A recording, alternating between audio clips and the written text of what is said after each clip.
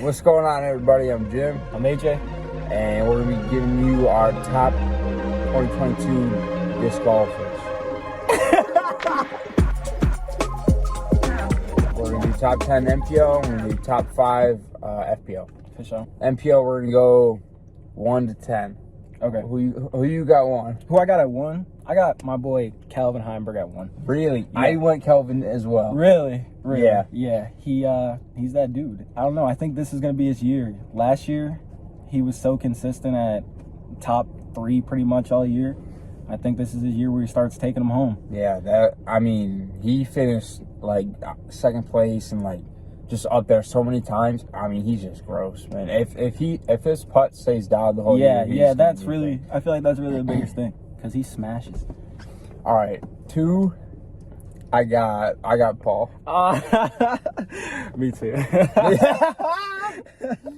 I don't know. I mean, it was towards the end of last season. He was getting his putt dialed, and he was looking unbeatable for the most part. I don't know. It's just hard to root against Paul, really, in my eyes. But I think he's about the black. You know, now that Ricky moved back to DD, I feel like that puts pressure on him. You know, that's like his top op.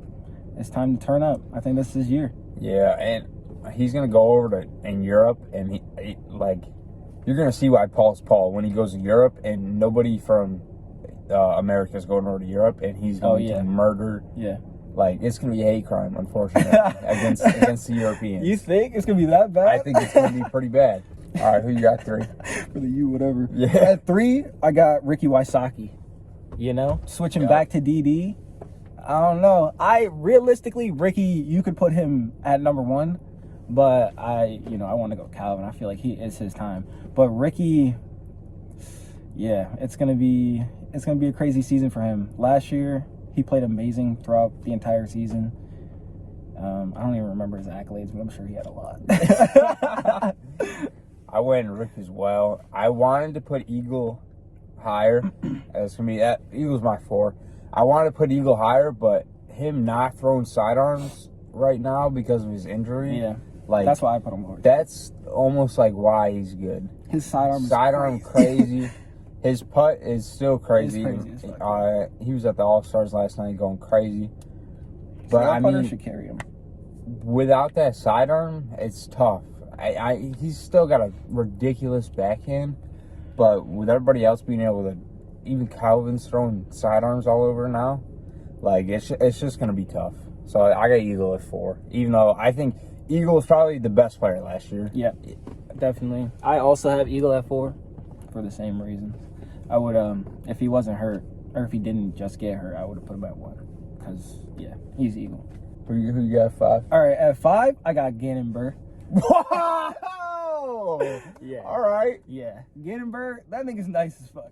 He just switched to something. Nah. No? He re-signed with Prodigy. He just re-signed with Prodigy. That's what I meant to say. So yeah, Gannon Burr, 5. I got nothing else to it. I got KJ at 5. I think he's gonna have pretty much his breakout. He's been creeping up. He had GMC a couple years ago. This year, he could have had a bunch. He could have had Portland, and then he choked it on hole 16 or 14, whatever the hole that was, unfortunately. That was hard to watch. But he's just been getting up there, and now he's getting his own disc with Prodigy. I mean, he's just going to keep going up. And plus, everybody loves KJ. Everybody does love KJ. So he's just going to feed off that. He loves that. He moved to Charlotte. He's playing Charlotte courses. I mean, come on.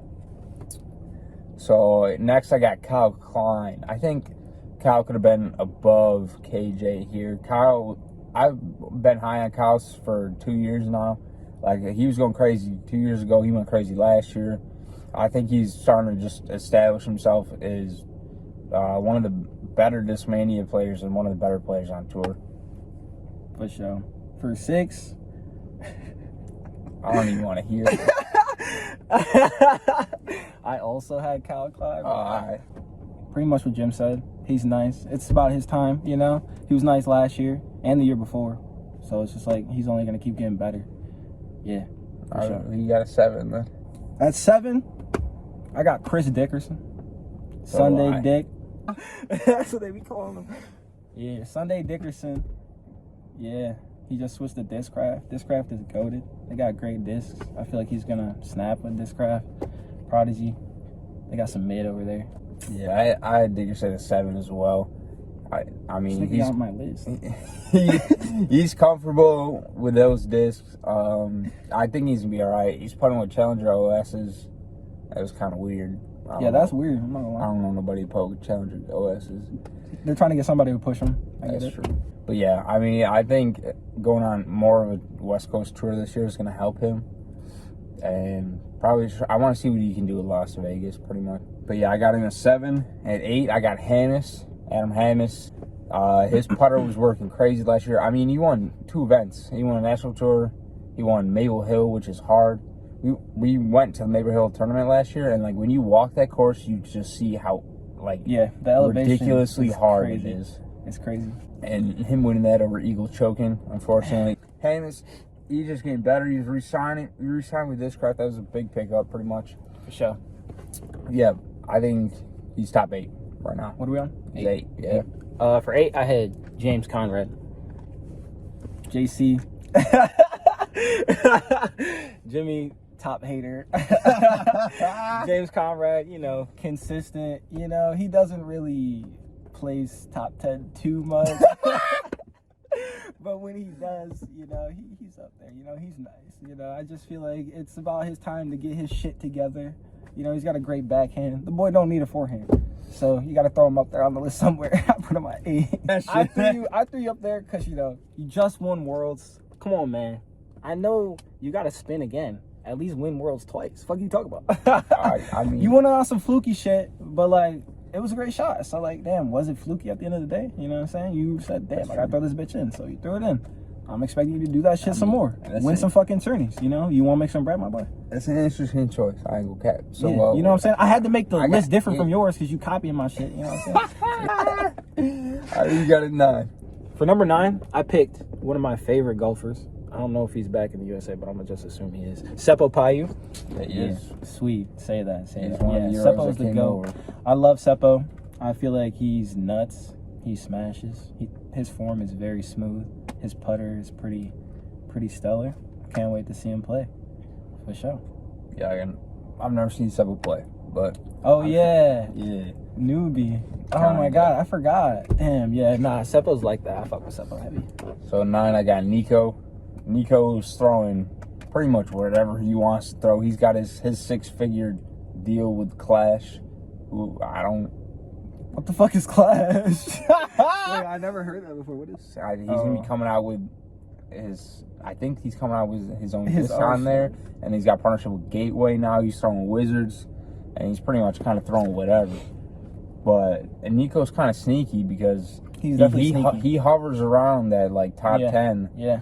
And definitely sneaky. People He's don't like him. Yeah, he's easy to hate on. He's definitely easy to hate on. People don't want to admit he's nice. He's nice as fuck. All right. And then finishing off at 10, I got Drew Gibson. Drew was pretty much breaking out at the end of last season. He signed his whatever multi-million-dollar deal with Infinite. Whatever he's got going on, he dropped that disc. I don't remember what it's called. His finish line disc, whatever. But yeah, he started breaking out at the end of last season, throwing that buzz everywhere. I mean, that mid-range everywhere, he likes to call it. But everybody knows the buzz. Yeah, for sure. But yeah, so I got him finishing off my top 10 for the MPO division. To round off my top 10, I got Nico LaCastro because, he's sneaky nice. Hard to keep him out of the top 10. You could definitely put him higher. I could definitely have switched him with Gannon Burr, but, I like Youngblood. You know what I'm saying? For sure. FPO. It's hard not to pick her. She's the GOAT. Paige Pierce. Paige, yeah. Of course. Hopefully she's got her mental shit together. She go out there and play consistently. She throw far, so it's like, damn, what the fuck else you got to do? Putt, my boy. She be putting everything, so it's like, all right, you're straight. Let's get it. Get this dub. So I got Kristen number 1. Kristen came over. Yeah. And Paige was tripping. That's true. She had it. That's true. It was like, it wasn't good. Kristen came over. She was out there panicking. Besides for Worlds, I mean, she got there, I think she got there, pretty close to Worlds, so I'm sure she was jet lagged, whatever. But after Worlds, she tore it up, tore everybody apart. It was just going crazy. Now she's coming And if she's playing pretty much everything, I mean, I think she's just gonna kill everybody. Yeah, she's like that. She was lethal. She's like that. I got her at number 2. Yeah, She's like that. I had Paige at number 2. Yeah, Paige is forever goated. Those two. I mean, that is the goat. Yeah. But when Kristen came over and absolutely tore it apart, I'm assuming our number 3 are gonna be the same too. you got Haley. Yeah. I got Haley at number 3. I think Haley's one of the most underrated FPO players. Absolutely, she might be Which the is most ridiculous. underrated, and I don't know how because she's really like that. And she's throwing in really this year, but man, like you'll hear if people ever do predictions for like tournaments and stuff, they'll always say Paige, Kat, and then some random. Yeah. And Haley will never be brought up, but Haley's like that. Like if as long as she keeps her head in, which this year or last year she did a lot, she went crazy. It's like that for a lot of people too, though. So. Yeah, but Haley's throwing far, and she has a sidearm. She smashes. That's lethal. The sidearm is crazy too. Form goes crazy. Yeah. So then 4, I got Kat. Kat, I mean, she won Worlds. She won some Pro Tours. Yeah. She's kind of, I mean, she's been doing it. Yeah. It's hard. It's hard to go against Kat. She's going back to DGA. You know. Without seeing the other Europeans play, pretty much, I got to put Kat at 4 for me. For sure. I got Kat at 4 as well. Going back to DGA, you know, I expect her to snap. She can throw discraft. Like, I don't know. Can she beat Paige, though, is the real question. Can she beat Haley? Can she beat Haley? Yeah, can she beat Haley? At 5, I got Evelina. So I had to sneak another European in. I mean, you just scroll the rankings. I has Evelina pretty far up there. I haven't seen her play much. I watched some of the European coverage, but the rest of FPO is tough. Like there's a lot of flip flopping that can be done in like the bottom of FPO. But I think like this top 5, probably Evelina and Henna. Henna can be included in there as well. I think they're just above in a tier above everybody else. For sure. Like maybe Sarah, but I mean Sarah was winning when Paige wasn't on, Haley wasn't on, Kristen wasn't there. I think these people are just in a higher tier than the rest. So I got Evelina at 5. For sure. Yeah, so for rounding out my top 5, I got Lisa Fakis. Yeah.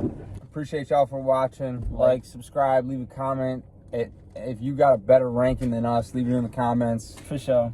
Drop yours down low. I'm trying to see them, trying to compare, trying to copy them, you know? Maybe I'll do this video again. All right. See ya.